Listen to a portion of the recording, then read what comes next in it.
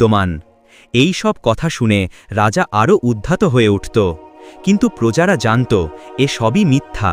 রাজা আসলে অজ্ঞ, তার শাসনে অন্যায় ও অবিচার ছড়িয়ে পড়েছে। বাজারে দরিদ্রদের জন্য আলাদা কর বসানো হয়েছে, কৃষকদের থেকে শস্য কেড়ে নেওয়া হতো সেনাবাহিনী খাওয়ানোর জন্য। গরিব মানুষ দিনের পর দিন না খেয়ে থাকত, অথচ প্রাসাদে প্রতিদিন ভোজ সভা বসত। রাজা প্রায়ই বলতো, আমার ধনভাণ্ডার এত বিশাল যে 7 প্রজন্ম খরচ করলেও ফুরাবে না।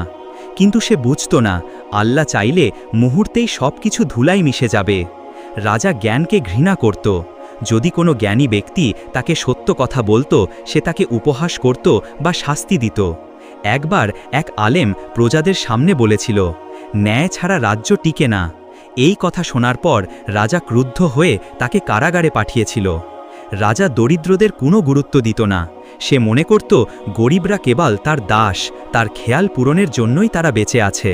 প্রাসাদে প্রতিদিন নতুন নতুন বিলাসিতা যোগ হতো, কিন্তু বাইরে রাস্তায় শিশুরা ক্ষুধায় কাঁদত। রাজ্যের বৃদ্ধারা প্রায়ই একে অপরকে বলতো, আল্লাহর শাস্তি এ রাজ্যের ওপর নেমে আসবে যদি এই রাজা পরিবর্তন না হয়।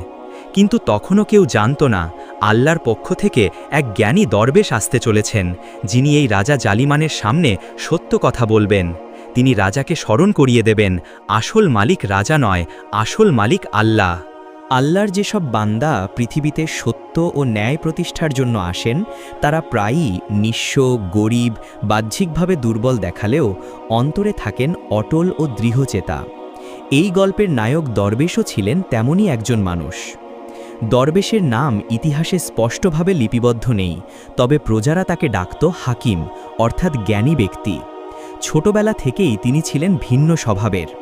অন্য ছেলেরা খেলাধুলা করত, আর তিনি পাহাড়ের চূড়ায় বসে আকাশের দিকে তাকিয়ে চিন্তা করতেন, কে এই আকাশের মালিক, কে সূর্যকে প্রতিদিন পূর্ব দিক থেকে উঠিয়ে পশ্চিমে নামায়।